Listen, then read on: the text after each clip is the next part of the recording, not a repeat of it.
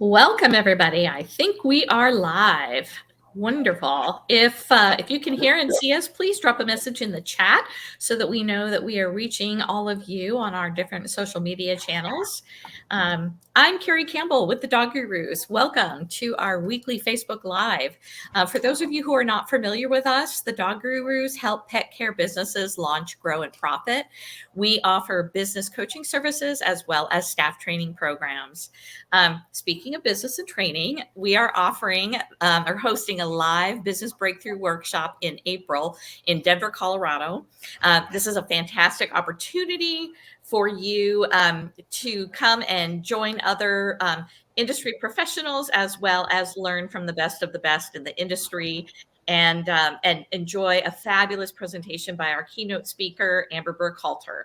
Amber has over 25 years of experience in the industry, and she will inspire you and your managers to focus on the benefits of a positive culture for pets and for your staff.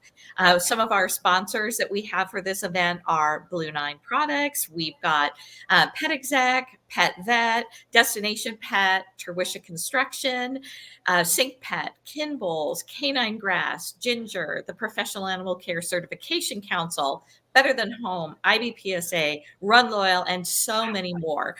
We are just thrilled to be able to bring you this, what we consider the pet care industry's top 3-day workshop this year.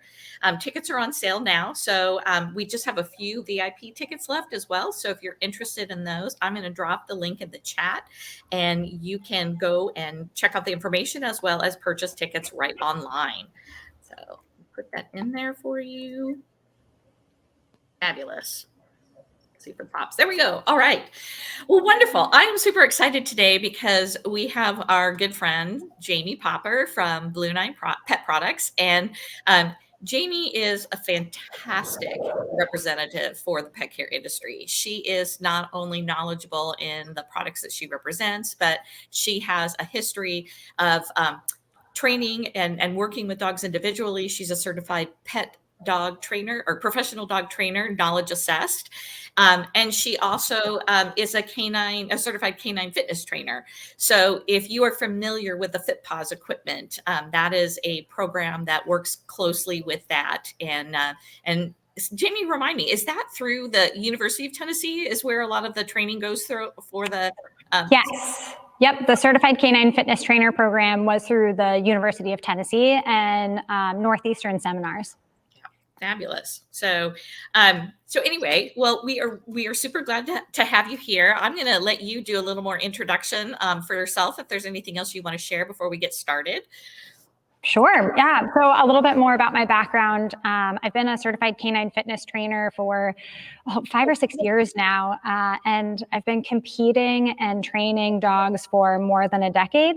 So some of the things that I like to do with my dogs are, of course, hiking and just enjoying them as pets, but we also compete in disc dog, competitive obedience and rally, and then we also do some dock diving in the summertime.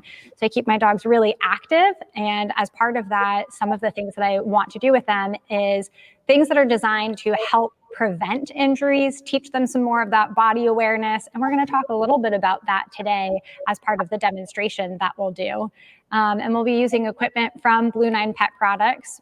We'll be at that event in Denver, Colorado in April as well. But these products are used in pet boarding and daycare facilities across the world, actually. And so I'm excited to share a little bit more about how they can be used and what some of the benefits are inside of an enrichment program. Awesome. I am so excited that you're here because, we've known each other for a while now, but I come from the layman background. I had an enrichment-based daycare program in Anchorage, Alaska for 18 years. And when we switched to all enrichment, we started using your products as well as the FitPaws products. And you don't have to be a professional dog trainer to use this. And I think that that's some of the things that people struggle with when they decide they want to add enrichment to their facilities is that they think that they have to have all of this extra knowledge. And sometimes it's just exposing the dogs to the equipment that is actually the enriching component. So I'm really excited to see the demonstrations that you're going to give us today. And if anybody has questions during the presentation and the demo, please drop those in the chat and we'd be happy to answer those for you. Jamie also has her fantastic dog Peek with her, who is an Australian Coolie, and she's just genius. So I'm always impressed when I see really high drive, intelligent dogs working, because I know that I am more of a lazy dog trainer, and I enjoy my Frenchie, who's pretty easy to train, but he doesn't take hours and hours of work. So I think we all have our levels of comfort, right? Yes. It's so funny that you mentioned that, Kari, because about 15 minutes before we hopped on to do our light and sound check, Peek and I were outside playing a little bit of Frisbee to take the edge off. So she's laying down nice and quietly next to me. She'll rally for our little demonstration here in a few minutes, but otherwise she'd be spinning around in circles or pacing back behind me and distracting us if we hadn't taken the edge off of her a little bit. Yeah. And going back to what you were saying about thinking that you might have to have all of this extra knowledge or have a professional trainer on staff, no, we like to keep it really easy and simple and also safe for the dogs when we're doing these different enrichment activities. And I think that if we zoom out, sometimes we look at the skills and we say, oh, it's really hard to teach our dog to do this, or I'm not a trainer, so I can't get my dog to do that, train my dog to do that. But when we're thinking about enrichment activities, most of the enrichment activities that we're putting in front of our dogs are tapping into their natural instincts, and it doesn't really take any training whatsoever. Think about things like food puzzle toys. Our dogs, if they were out living in the wild, would be foraging and hunting and tearing apart carcasses in order to get the food and the energy requirements that they have. When we do food puzzle toys, we're just mimicking that and bringing in some of those natural instincts. Today, I'm going to talk about how to set up obstacle courses and what the benefits are. We'll focus primarily on puppies and senior dogs, but all dogs would benefit from the obstacle courses, but we'll talk about those particular ones. And for obstacle courses, those natural instincts that we're tying into are really just the dog's ability to move and cover ground, their natural instinct or inclination to seek a higher ground. So they like to climb on top of things and be able to survey their world. And all we're doing is giving them these manufactured obstacles in the form of equipment, and then asking them to navigate through it safely. And you'd be surprised at how mentally taxing that is in just a 3 to 5 minute session with the dogs. Yeah, absolutely. I'm going to interrupt you just for a moment to share a funny story. Yeah. So I'm on vacation in Mexico right now. And before I left, I took my little Frenchie puppy, who just turned 9 months old, to a friend's house. She's going to watch him for the week while I'm down here. And we came in. He had never been to her house before. And I'm just kind of explaining his normal routine. And, he is a puppy. He has bursts of energy, but he's a Frenchie. So then he just kind of wants to snuggle up with you. While we were talking about all of this, he's just sniffing around her kitchen floor.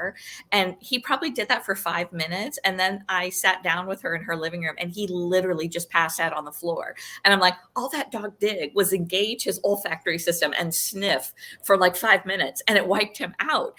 And I just told her, I said, you don't have to take him on really long walks. Really, he does better with mental stimulation than he does with physical exercise. So perfect example. You just engage some of that mental side for them, and they really do get tired faster than they do with physical exercise. So yeah, I love that. And just to tie into that, I have a friend that lets her dog sniff her mail before she opens it as like an enrichment activity, because many people have handled it, the different places that it may have come from. And she also will bring a stick home from anywhere that she travels to when possible. So she's got different sticks that the dog gets to sniff and enjoy and play with safely, of course. We don't want them to impact themselves, all of that stuff, but it's under supervision. And so using that olfactory system to get them to sniff different things, and it's really just exposing them to something new. And these obstacle courses, not to be like pushy about this thing, but it is our topic for today, but obstacle courses, we can change up the obstacle courses that we create every week. So it's a new thing that our dog is having to navigate, even if they've become familiar with it. We can kind of switch it up so it's always something that's new or challenging for them. the versatility of the Blue-9 products amaze me. So I'm excited to see what you have, and I will let you continue. And yeah, we'll see what we get from you. Cool. All right. Well, let's jump in really quick. I want to talk a little bit about the benefits of doing obstacle courses with puppies or senior dogs, and then also a couple of safety considerations to keep in the back of your mind when you're building your obstacle courses or working with your dogs. Then we're going to talk a little bit about the equipment, and then I'll show you some of the different ways that I introduce the obstacle courses and ways that I can make it more challenging for the dogs, and that will be part of our demo. So to start off with, puppies, what we care so much about when puppies come into our care is helping build confidence, helping them learn how to navigate their world with different structures underneath their feet or surfaces underneath their feet, and building that confidence. But it's also great for helping them learn how to use their bodies. So that proprioception, which is just a really fancy term for knowing where your body is at in space and time. So when we have our dogs walk across a balance beam, as an example, they have to be really thoughtful about where they're putting their paws at, and that helps them understand how to move their bodies in space and time.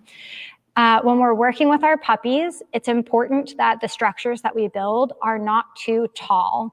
We don't want our dogs jumping anything more than ankle height down, and we don't want to have too many repetitive or concussive impacts on the dog. So think about that as you're building your structures. How big are the puppies that you're working with? And for the context of any exercise or physical things that we're asking our dogs to do, a puppy is a dog under 18 months old, or any dog that doesn't have their growth plates fully closed and fully developed. So that's what we're concerned about, is that if our dog's bones and joints aren't fully developed and they're consistently jumping down on a very regular basis, then they'll have the potential to damage their growth plates, which is something that we want to avoid. So for puppies, we don't want to do anything too repetitive, and we don't want them jumping down off of something that's higher or taller than ankle height. So we'll talk a little bit about some of the options that we have available with the equipment as far as height goes. Now, when it comes to seniors, what we like to think about is preserving functional movement. So when we're training our dogs, it's fun to have all of these fancy tricks like spin and twirl and leaping to catch a disc and doing their retrieves of their favorite toy. And as our dogs age, we want to think more about functional movements. What do our senior dogs need to be able to do in order to enjoy their life? Jump up onto the couch, stand up from laying down, eat cookies off of the ground. Those kinds of movement patterns are what we want to preserve in our dog and help them strengthen. And that's something that we can do with these obstacle courses. As far as safety goes for seniors, we want to make sure that everything that they're walking on is non-slip, and also that we're aware of how steady or responsive the dog is. So if they fall, if their limbs slip off of something, they may be slower to react to catch themselves than a younger adult dog would be. So we need to support them and make sure that the structures are safe as they are walking across them. I'm just double checking my note to make sure that I didn't miss something. Oh, so just be aware that they might be a little bit less sure or steady on their feet. So we want them to not slip, and we also want to be supportive if they have the likelihood of falling off of the equipment. Let's help support them as they're going through that obstacle course. Kari, anything that you want to add to our safety or benefits of doing obstacle courses for puppies or seniors? Just that I totally agree with you on the engagement aspect with the seniors, and being sure, as you said, that they are stable on their feet and that they are not likely to slip or fall. But as we introduced this in my facility, I was so thrilled to see some of our senior dogs. It's almost like they came back to life, because we had dogs that were anywhere from 12 to 17 years in age, and they've been with us for a very long time. And I think at some point, pet parents almost, I don't want to say give up, but they just kind of realize, oh, they're aging, this is kind of life. They're going to sleep a lot more. But when we would see them come to daycare because they needed a place where they could, have access to go outside and go potty multiple times throughout the day and not be alone all day, or just not be sleeping all day, because sometimes that just kind of seizes them up and they become very stiff.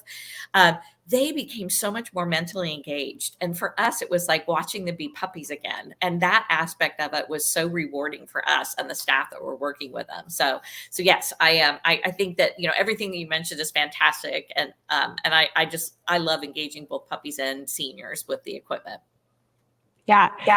Kari, as we were talking before we went live, it reminded me, I used to teach Rue, my senior dog, he's going to be 13 in May. I used to teach him new tricks all the time. And as I got another dog, I started teaching her the skills that I needed her to know. And well, Rue just knows everything that I needed him to know. He's 13. I've taught him everything that I wanted him to know in his life. And so I wasn't doing as much training with him, but you're right. As soon as I pull out the treats or as soon as I pull out a piece of equipment, his eyes light up and he gets so excited to work again, because he used to do all of this stuff and I just haven't done it as much with him as I should. And it brings me so much joy, so much joy. So thank you for reminding me of that. Absolutely. All right, cool. Well, what I would like to do now is I want to show you a little bit more about the equipment that I have behind me and how I have it set up. So we're going to scratch my little stool I was sitting on, and we'll talk a little bit about, let's see if I can make this big. We'll talk a little bit about the equipment, and then you'll get to see Peak show off as well. So back here, what I have is an obstacle course set up with the Klimb dog training platform and the Propel air platform. And I did it this way to show some of the versatility of the equipment. So this one right here is set up as a wobble board. I think you can see that. It might be a little bit small on your screen. This one is set up as a wobble board, and the way that I did that was by putting 2 of our Klimb short legs just in the opposite corners, and that's what's going to make it wobble back and forth. It's only 6 inches tall, so this is perfectly safe for puppies. Up onto just a standard climb. And then this right here is one of our newer products. It's the Propel air platform, which is a piece of canine fitness equipment similar to some of the FitPaws stuff that you were mentioning earlier. It's inflatable. So the more air that you put in it, the less stable or the more challenging it becomes. And so it's something that the dogs have to balance and navigate on. So this one is a little bit more inflated, which is going to be more challenging. And this one right here, I've taken air out of so that I will cradle or nestle this one on top of it so that they're stacked and they're nice and safe and secure here. Moving on, another Propel on up to another Klimb. And then this one right here, I've got set up at an angle with the Propel on it as well. And that's just to show that the Klimb can be set at an angle and used kind of like a ramp for getting up and across some of the different pieces of equipment. So just to show some of the versatility, that's what we've got. So when we're doing these obstacle courses with our dogs, I like to break it down into 3 different steps. First, I just want the dog to be able to safely navigate the equipment going back and forth in a nice, slow, and controlled manner. The way that I can do that is by doing either a treat trail, so putting cookies on the equipment, letting the dog sniff all the way across, or if I've taught them a simple nose touch cue, then I can ask the dog to do the nose touch and kind of guide them through it. And I'll show you why we don't want to use a food lure. And that is because the dogs become so focused on the food that often they're not thinking about what their body is doing, and that can create some challenges. So I'll maybe show you that as the demo for the first bit to show you why we don't want that. And then we'll talk about how to increase the difficulty. Peak, do you want to come work a little bit? All right, so I'll show you if I use a food lure, this is what it looks like to get her started on the equipment. Can you get this cookie? Here, get that one.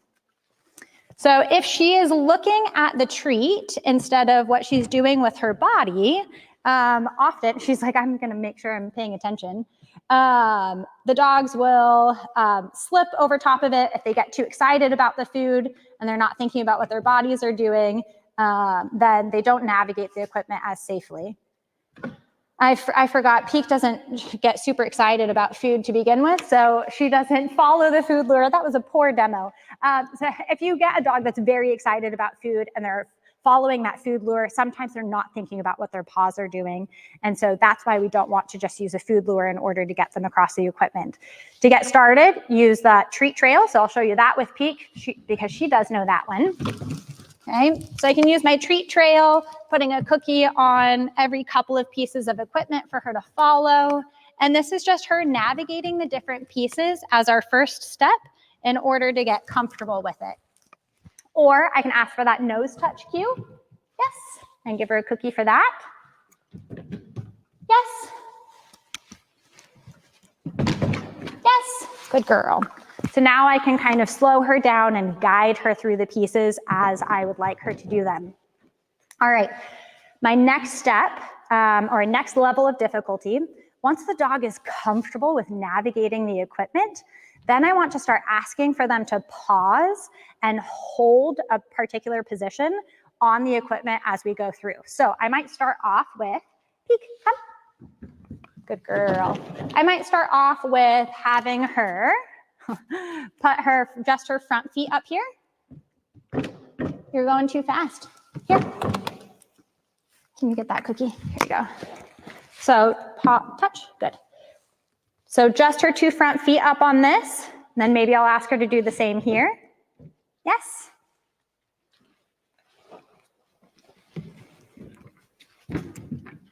And here, so her rear limbs are on the Propel air platform, and I'm asking her to hold this position and balance that piece of equipment.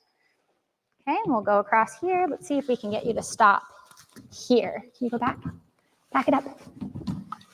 There, so stop with her rear feet up on the equipment and hold that nice and steady. Very good. Get that cookie. And then the third level of difficulty is if you have other behaviors that your dog knows how to do, like a sit or a down or shake a paw, we can ask them to do it at any of those pause points, depending on what skill you're asking them to do. So I might ask her to come across the equipment and maybe she'll do a sit here. Can you sit? And then stand. Good. So she knows how to do a sit. If you can teach that pretty easily with a food lure. Maybe I'll ask her to lie down here. Lie down and stand. Good. And then maybe up onto the climb. And can you do your twirl? Good. And your spin? Yeah, very nice. What about down here? Can you do the same trick here? Can you go twirl? Cheater, cheater. Ready? Twirl.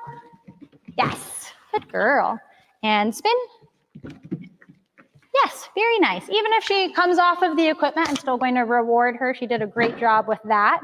So that is just a couple of different ways that we can ask our dogs to go across the equipment, use their bodies, and some ways that we can make it more difficult.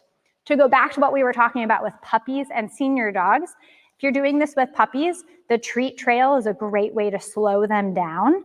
And then for senior dogs, you may want to have a harness on them or another way that you're able to help stabilize them if they do go to slip off of the equipment. Thankfully, this is only 12 inches tall, so they're not likely to hurt themselves on any of this, but being able to help your dog steady themselves as they're going across the equipment can certainly be a benefit.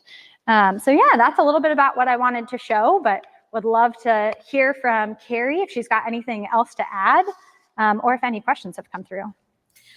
I haven't seen any questions yet, but I do have a couple of either like comments or observations. Maybe you can tell us a little bit more. Yeah. When I zoomed in and it was just you on the screen, looking at the Propel products, do they have different tactile surfaces on either side? They sure do. So let me actually bring one a little closer to camera and we'll show it off. So this right here, there we go, now it's in focus, is the Propel Air platform. Right here, we've got the nubbies on it. These are going to help stimulate the neuroreceptors in your dog's paws. They're nice and rounded, so most dogs don't have any challenges with this. But if you have a dog that is a little bit more sensitive or doesn't like weird surfaces underneath their paws, we do have a lower profile lined side, which most dogs are also comfortable with. They still have nice traction when they're on it, so they're not likely to slip off of it. And then this right here is how you can inflate or deflate it in order to increase or decrease the difficulty level for your dog.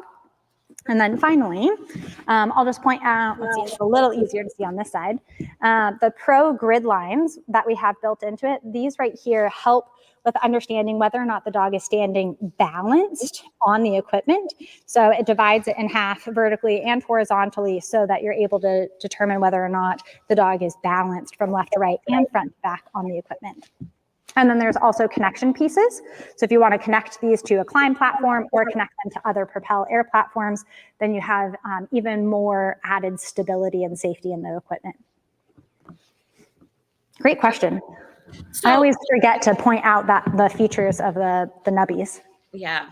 And then looking at the climb platforms, you have how many different, so there's the flat level surface without any of the legs attached. And then there's 2 different leg heights. Is that correct? Yes, that is correct. So you can use the climb without any legs installed, and that would be 4 inches tall. Or we have short legs, which give an overall height of 6 inches. And then, like I said, this right here is our traction mat. But like I said before, I set this one up like a wobble board. So there's a short leg here and a short leg here. And once I set that down, let's see, you'll still be able to see, yeah. Then it's going to wobble back and forth, which is a great confidence builder for puppies and teaching them how to navigate those unstable surfaces. Or it's also great if you have an agility dog and you want to work on teaching that 2 on, 2 off and getting them used to the teeter-totter motion. It's great for prepping sport dogs like that too.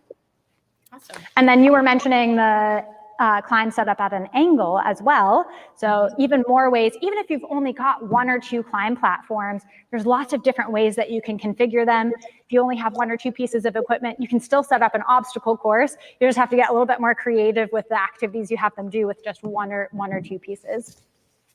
So like one of my favorite things to do with this is teaching rear end awareness or what to do with your back feet. So if I have Peek come over this way, you get that cookie? I've taught her how to walk backward to the climb. You go back. Look at my perfectly well-trained dog. Let's take this one out of the equation. Here. This way. Can you go back feet? Good. Come here. Yes. So teaching them how to put their back feet on equipment. You can start with having them walk across it and then hang out in this position. And then luring them forward and off of it, and then prompting them to walk backward to it is another way that you can do it. But setting it up at an angle gives you some more of that flexibility and new ways to be able to use it.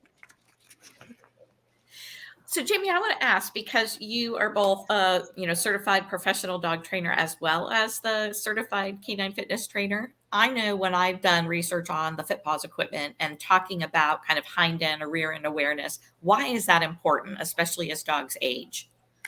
It's really about teaching our dogs how to use their bodies the most effectively and the most efficiently.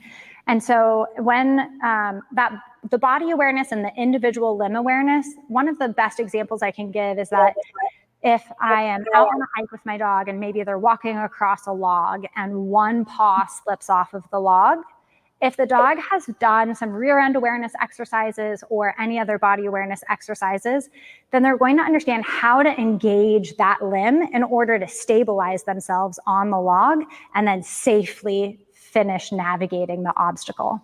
And so what that does, if they have that body awareness and that control, it helps prevent injuries from slipping off of the log, but it also helps with strengthening the muscles, so they're much less likely to become injured anyway. Perfect. That's great. Yeah. Do you see that if you have met a dog that may be kind of middle-aged, if you will, and they are not that aware of their hind limbs, that you can do things even kind of in middle age to help them as they age? Yeah, so thinking about the functional movements that we want our dogs to have as they age and what's the most challenging. Most dogs, more dogs than not end up having arthritis in their hips. They slow down. The first place that many older dogs lose muscle tone is going to be in their rear limbs. And so our dogs end up compensating by overusing their forelimbs, which can then fatigue those muscles and create other injuries there. But if you look at an older dog, for example, they may put their paws up onto the couch and pull themselves up as they jump. And that just shows you that they're really not engaging their rear end. So as we have dogs that are moving into that senior age range, maybe before they've started showing signs of slowing down, if we can preserve the muscle that they have, or even strengthen and build the muscle that they have, they're going to have a much easier time as they continue to age, and maybe if arthritis develops or as their muscle tone starts to decrease, which is natural with a lot of older dogs. So absolutely working with adult dogs in order to teach them how to use their bodies effectively, but also just to make sure that they're still using and engaging those muscles that we want in order to strengthen them, so that we can keep those muscles, keep them moving as they age. Awesome. That's great. So I just put Blue-9's website URL in the chat so people have your direct website, but you also gave me a link for a YouTube playlist. So tell me a little bit about what videos are there. Yeah, so I wanted to have a resource that we were able to share after this live so that you were able to have a little bit of homework or another spot that you could go back to if you wanted to learn more. So I crafted this playlist a little bit earlier today. And what I did was I put pet boarding and daycare related resources in there. There's a little testimonial from our friend Ed Kazmarek at Urban Pooch in Chicago. So you can see the climbs in use inside of a facility and all of the other ways that they get used for enrichment. And then also in that playlist is some inspiration on some different canine fitness exercises you can do with just the Propel or just the Climb, or both of them combined together, including instructions on how to set up your Climb as a wobble board. So if you're looking for new, fresh ideas of ways to incorporate equipment into your enrichment program or new activities that you can do, that playlist is an excellent source of information. Wonderful. Thank you so much for taking the time to put that together for us. Yeah. Do you have anything else that you want to share as we hit our kind of 30-minute mark? Because you covered a whole lot, and the demo is always just so fantastic, because I think a lot of times business owners it's the visualization that they miss. It's like they have these ideas they want to do, but they're not sure how to implement it. And when you show us a demo that makes it very crystal clear on how we can work with this and how our staff don't necessarily have to be certified professional dog trainers in order to encourage dogs to do these activities, it's wonderful. Yeah, it's so simple. I'm thrilled that I had the opportunity to join you and share this information. But you're right, it's so simple. Sometimes all it takes is seeing it in action and saying, oh, okay, here's the safety reminders that I need. And here's, step 1, step 2, step 3, as far as how to make it more challenging or less challenging for the dogs. What I love about this is that it's something that can be great for staff engagement. So the business owner doesn't need to be the one that's setting up the obstacle course. Let's delegate that to somebody and say, show me your most creative obstacle course, or build me something that is specific for the puppies that are coming in this week, and get really creative. And the staff love it because it's like playing with Legos and getting that ownership of like, I get to decide how this is set up. Gets a little bit more buy-in, and then they get more excited about actually doing the work with the dogs as well. So I love that about our equipment, that it's so flexible in how you can use it. So there's a lot more ownership from the staff standpoint of getting creative and being engaged with it. Excellent.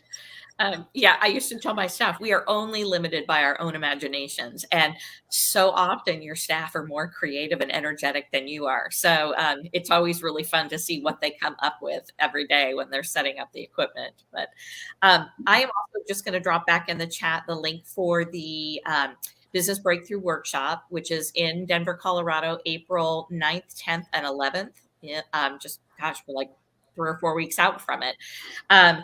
Jamie will be there. She's going to be doing a demonstration at the actual live event. So if you have any questions, you can meet her in person. Are you bringing Peak and Rue, or just Peak? Or just Peak? Just Peak. I'm going to be doing a lot of flying to get everywhere. There's a few other events around, so it'll just be Peak. But I'm so excited to have the opportunity to share her with everybody at the event. She's amazing. So I always am in awe of people who love high drive intelligent dogs and are so willing to put the work into them. I was just always amazed by the dogs that we had in our facility, and it made me love my dumb, slow dog even more. So I I'm should say he looking was. forward to that at some point in my life. I mean, Rue has slowed down quite a bit, and he's my cuddle buddy.